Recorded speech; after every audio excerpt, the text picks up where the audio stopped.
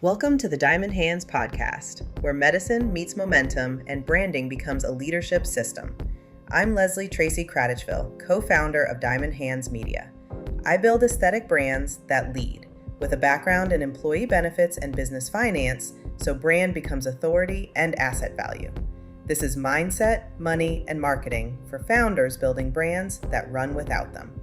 Because brand isn't a logo, it's how you lead. Hey everyone, welcome back to another episode of the Diamond Hands podcast. Today we have a treat for you. We have the CEO of Revance, formerly Crown Laboratories, Jeff Bedard, who has over 30 years of leadership experience, and he has so much experience in aesthetics, and we're so excited to have him today. Thank you for being with us. Hi, Leslie. It's great to be here. I'm excited for the discussion today. Yeah, 100%. And so, I wanted to ask you first, it's like, what got you into aesthetics in the first place and led you to starting Crown Laboratories? Like, how did that even start? Well, and thank you. I appreciate the 30 years of experience because it's actually 41. So I didn't want to be dated that quite that old, but What's yeah. aesthetics? But look, it all started right out of college. This is the only career I've ever had, which is really amazing. And as a chemist and somebody that graduated from the University of Iowa in 1983, and not really having any idea what I wanted to do, I picked up and moved to Arizona, and I looked at jobs in insurance sales and door to door, just anything I could get. And back in the day when you waited for the Sunday paper to apply for your jobs as a 23-year-old, I found a neat little ad that said a medical dermatology company was looking for a sales rep for an expansion territory in Arizona, New Mexico, and West Texas. Oh, wow. And so in April of 1984, I joined Stiefel Laboratories, and I took a territory that I put 80,000 miles the first year, driving around, chasing doctor signatures and learning dermatology.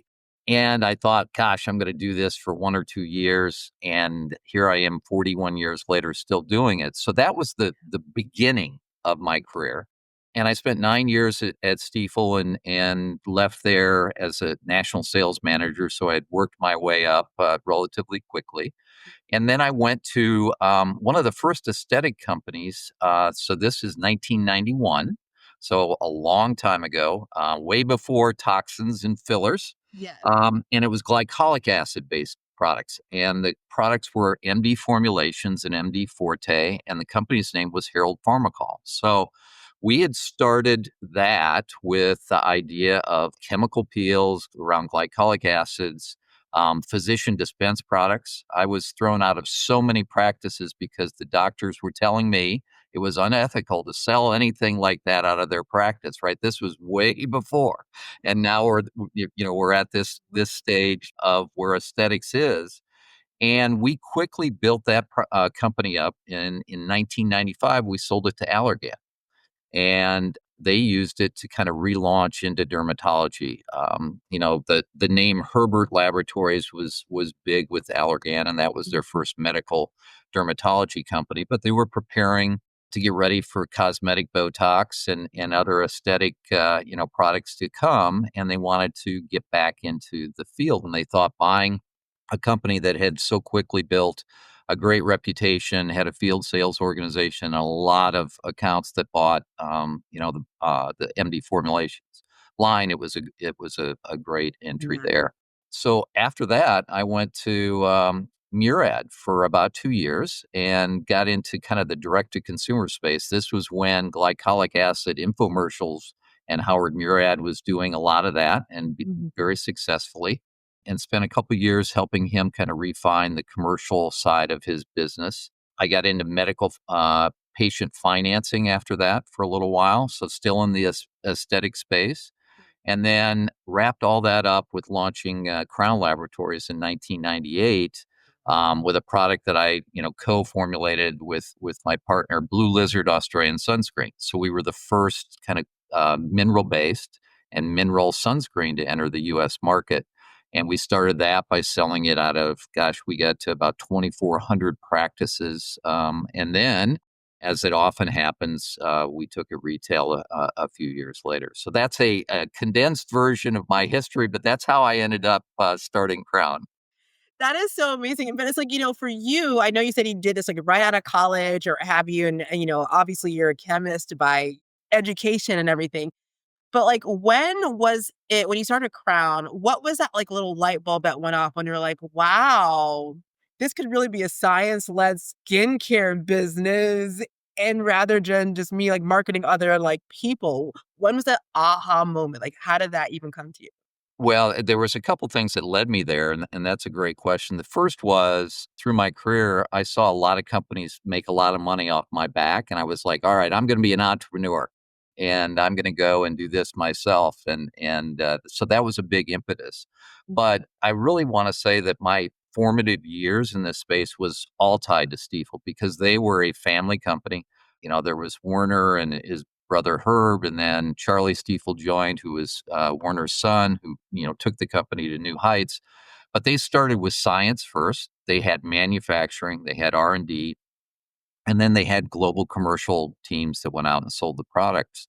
And I really started the same way. So I started by helping formulate, the Blue Lizard Sunscreen. The next step I took was buy a manufacturing facility in this same city I'm talking to you from now, which is Johnson City, Tennessee. I bought a 200,000 square foot facility and staffed it with 4 people. It was me and 3 other people, and we made the product, packaged it. Then I went out and sold it. So I was the head of sales and the chief sanitation expert, and built it that way. But I wanted everything that we did, and even to today, everything that we put on the market is thoroughly scientifically vetted, clinically supported, and it's not trendy. It's something that we can stand behind, that everything that we sell is going to impact a patient's life for the better, and our practice partners as well. And I really love that how you really kind of just think about what your core value is first, because some people, they're only chasing what's trendy, what the next thing is, and so you can't really trust what they're saying as a skincare brand. But when you just are trusting in the science and the studies and doing that first and saying this is the backbone, it really makes a difference, and that's why you guys are where you are now. And so I do want to ask, from going from that huge facility of 4 people to now you guys have, this beautiful, home office. And I was blessed to see in Texas or have you, sorry, Tennessee rather. It's just a matter of like, now you were a scrappy startup and now you're like a global like brand. And so what ways did your mindset have to change from being very small and scrappy to leading other leaders? Yeah, well, so for me personally, I think some of it was to wipe off the imposter syndrome, right? Like how Mhm. could I be able to lead a global company in aesthetics that started so small and so scrappy and so entrepreneurial? It's not every day that you go from 4 employees to right now we have a little over 1,100 employees, and we're selling in 65 countries plus, and we have a portfolio of products that are all either category leaders or top 3 in the category. So I think looking in the mirror and saying, yeah, you can do this was a big, step up when you go from that entrepreneurial mindset to acquiring a public company, taking them private, integrating that, and then making sure that you don't lose that entrepreneurial scrappiness, that you don't lose kind of that family feel of the business as you grow and expand. And certainly being in the injectable space and specifically in the toxin space, that's a serious product that we're putting on the market. That's a serious medical product, and we need to be very thorough and regulatory compliant and quality compliant. So all that mindset as you get bigger becomes more and more important because you have a bigger target on your back, right? Everybody's looking at you. So, a lot of that was around surrounding myself with great leaders in the industry, great talent, right? So nobody does this alone. Once again, as an entrepreneur, everything you do starts and finishes with yourself, and you tend to carry the weight of everything that happens on your back. So learning about bringing great teams together, letting them do their work, trusting in their ability to get the job done, and then getting out of their way has been, one of the things that I stand by every day. And I encourage entrepreneurs as they go through this journey and they get bigger to rely on other people. Don't do it all yourself because you don't have to anymore. Exactly. And with that, because hiring and attracting A players is a completely different game than some people attract B players all the time. And Right. so it's just like obviously you have a leadership team that's built of A players. So if you were to kind of give advice to, leaders that are coming up, because some people have control problems. Guys, we're talking to you. You know who you are. But some people, have control challenges, I'll call it, not problems, challenges. And so they might bring on people who are not as competent as they should be, or some that they can control or what have you. So what is your advice on kind of giving up that control and how you can attract and retain A players? Like what kind of container does someone's company have to be in order to do that? Yeah, look, that's another great question. I see it all the time in our industry specifically, where those that have lifetime experience and they feel like they know it all, tend to bring people in that are yes people as opposed to real strategic thinkers and partners in the business. I often tell our executive leadership team that I've never been in a meeting where I'm the smartest person in the room. There's always going to be somebody vastly more experienced, more knowledgeable, and better at what we're talking about than myself. And it starts with listening to those people, letting everybody feel like they have a seat at the table, let them express their opinions. And then, of course, they turn to me and say, okay, what do you think? And I provide that input.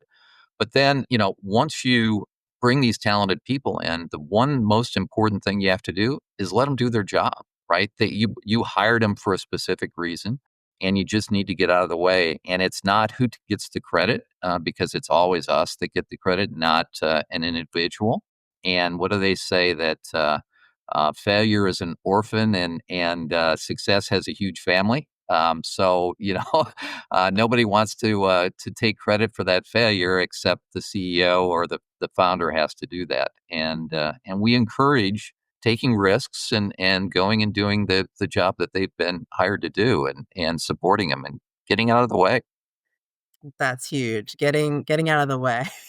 and and obviously you've been building this culture, and it's and building culture obviously affects individual psychology. So for you, how do you I know you talked about like inferiority complex and you were like, I can't do this or whatever, but how do you frame identity around kind of that inferiority compensation that you had or you felt you couldn't do it before, and the social contribution that that you've made by bringing in all of these people and hiring all these people and providing for all these families, and how do you kind of meld those two to shape your leadership framework with what you're doing?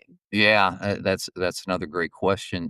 Look, a lot of as I called it, the imposter kind of syndrome went away as we started to get feedback from the products that we designed, developed, and commercialized, and seeing the impact that we made on patients' lives. I remember so early in the process when I felt like a carnival worker where we were going to events around the country and talking about Blue Lizard, and we would bring dermatologists in and they would do skin cancer screenings, alongside of us. And then getting the letters from most times the wife because they could never get their husband to go see the dermatologist. And they were at a NASCAR event or a baseball event, right? And so the husband was there naturally. And the wife drags him over to the tent and says, hey, what do you think of this spot on the ear? And I really have probably well over 100 letters from survivors of melanoma that were found during these skin cancer screenings. And so when you see that kind of impact that you're making, you really then feel very confident that what you're doing is meaningful. And then, of course, with our employees, and one of my greatest joys was when I started the company, every employee all the way through until very recently when we got too big for it, we're shareholders in the company. So, and I learned that once again from my Stiefel days. It was a ESOP program, which is a stock option plan, where the employees own the company. And to see through some equity events that we've been able to be blessed with over the last couple of years, see people's lives change, and they got to pay off their college debt, or they bought their first house, or they paid off their car, whatever it was, really gives you a feeling of making a difference. And as you get that feeling, you get energized to do more of that, and then to trust the people that you bring in, because you know they're aligned with where you want to go, because they're part of the future and the past of the organization. Oh, I love that. And, and I know you've been with a lot of these people for a long time. And as you step into this acquisition and everything in these past couple years, like, how do you maintain that kind of like togetherness feeling without getting like too, bureaucratic? And people are like, oh, this company's changed and I want out or whatever. Like, how do you maintain that? Well, and really in this last acquisition, I can make a great point around that. So Revance obviously was a public company, and the way that they needed to operate as a public company was very different than Crown Laboratories, which was a private company. And we had a lot more freedom with regard to educate or communication and data that we could share, sales revenue, all those kind of things, performance that Revance couldn't do because they were tied to SEC regulations. And so now we're bringing two cultures together, one that was very much more, I would say, buttoned up in a way that communication was very guarded. There was a lot of bureaucracy, that anything from a Instagram post to a LinkedIn post to just communicating out to our team had to be very thoroughly vetted. And so what we've tried to do is take the best from that organization, that operating cadence, and then bring the best of what I would say a very nimble, very transparent organization, which was Crown. I would get up, I would share how we performed every quarter. I would be very thorough. People knew what EBITDA meant. They knew what net revenue meant. They knew what our cost structures looked like. We were just a very transparent organization. And we don't want to creep into a bureaucratic organization where every decision, if we want to change the color of one of the restrooms, has to go through, a vetting process, Yeah. and make sure that we stay nimble. And it's hard. You have to be very thoughtful, and you have to really focus on that, because you can let organizations within your company take control and then turn you into bureaucratic organizations. And by the time it reaches somebody at my level, it's too late to break those habits because they're embedded. So being very active, being very involved, being in the office every day, talking to people, having an open door policy where if people see us creeping in a way that culturally they don't like, that we take it seriously and talk to the executive leadership team and say, hey, we don't really like where this is going. How can we course check and get back to where our North Star kind of leads us?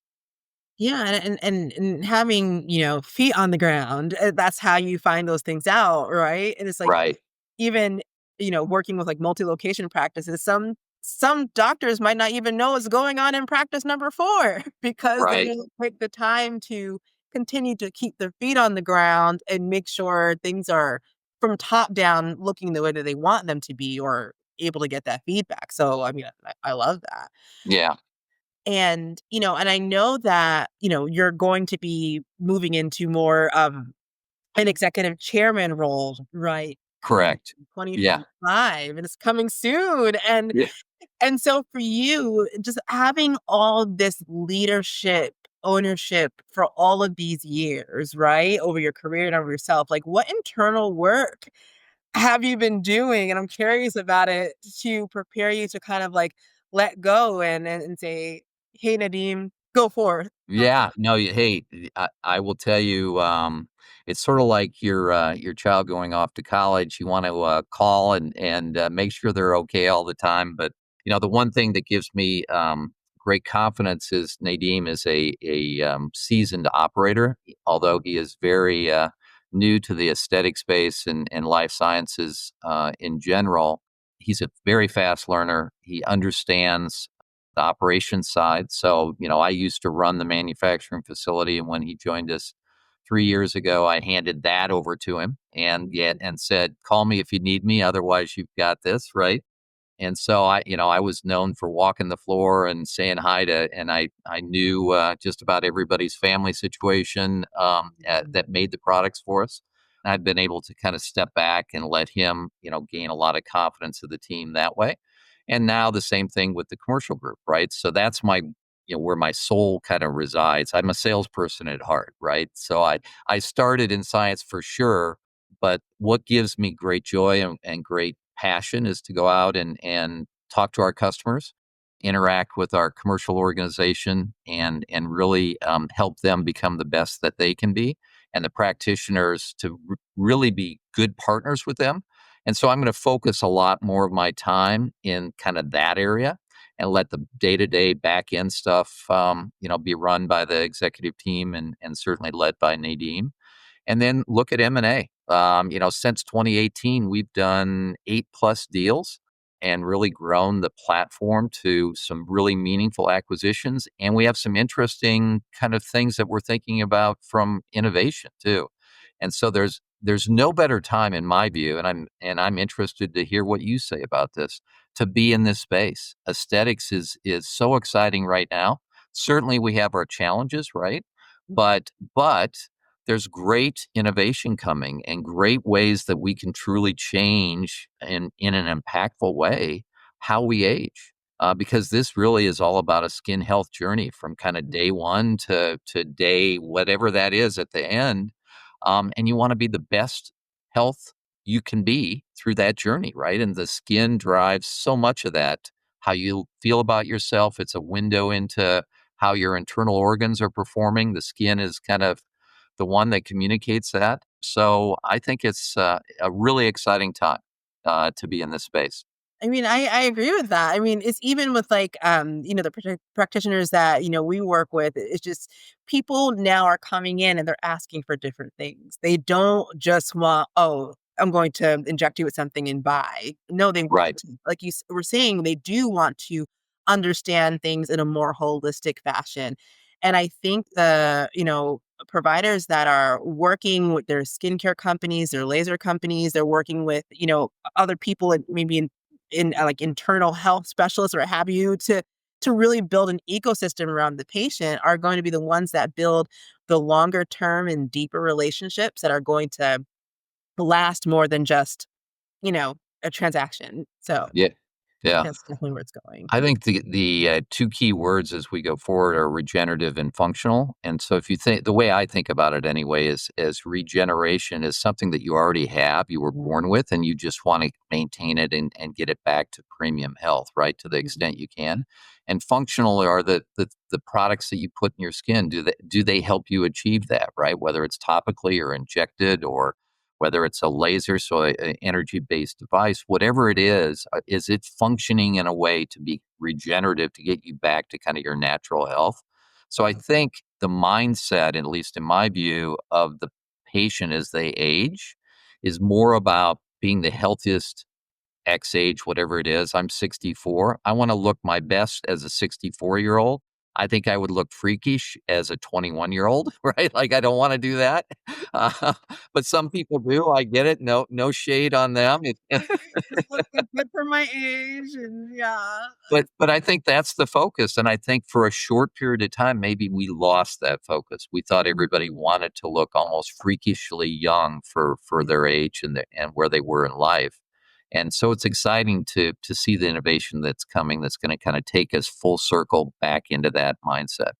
I love that. And then, kind of wrapping up here too. It's like you're moving into a different phase of your leadership now, going to be more external facing. So if you could go back and talk to, Jeff, who was 21 or 20 coming out of college or what have you, if you could give him a brutal piece of like feedback and like, Jeff, do this, would you change anything? Like what would it be?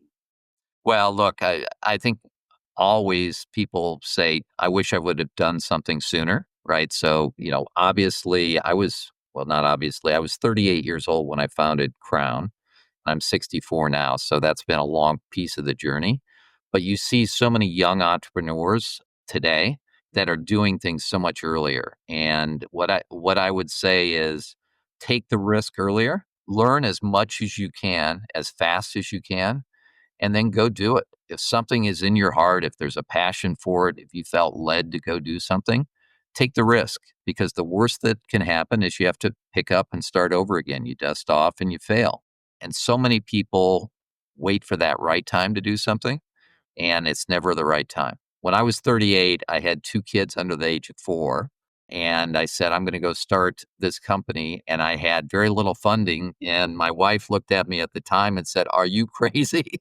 We need an income. We need a paycheck. And I said, well, I got to do it now. So take the risk, right? Just go do it. And that's what I would say to myself, although it worked out great. No, I really love that. And too many people discount the power of having a spouse or a partner that is supportive of that journey, right? And Right. I think that's a big key because I even know for myself, my husband's a big part of my success. And it's just like if I didn't have him supporting me and saying, yeah, you can do it, or forcing me to do something that I said I was going to do, but it's Right. just like, having those people that's the closest person to you who are supportive. I think that's a big part of everything and that confidence to do it.